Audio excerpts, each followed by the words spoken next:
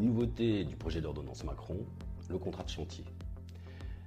Nouveauté, certes, il n'en demeure pas moins que le contrat de chantier existe déjà dans notre code du travail et qu'il est utilisé par un certain nombre de secteurs tels que par exemple les travaux publics.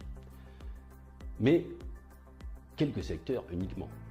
La grande nouveauté du projet d'ordonnance est de prévoir que toutes les branches professionnelles, par un accord collectif étendu, pourront le mettre en œuvre.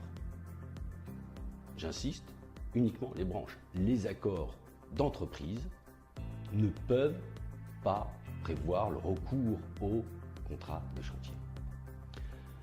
Donc, grande nouveauté. La seconde nouveauté tient au fait que désormais,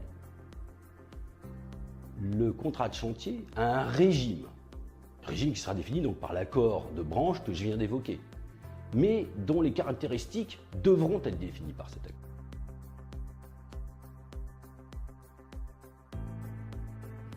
L'intérêt du contrat de chantier est de différer sur de nombreux points du régime des contrats à durée déterminée. En effet, ceux-ci sont limités quant à leur motif, quant à leur durée, quant à leur nombre de renouvellements, etc. Il y a une législation relativement stricte et rigide sur le sujet. Concernant le contrat de chantier, c'est un contrat à durée indéterminée. Donc on y fait appel pour un certain nombre de missions qui vont durer dans le temps, dont on sait qu'elles auront un terme, mais on ne sait pas exactement quelle sera la durée et le terme de la mission. C'est tout son intérêt.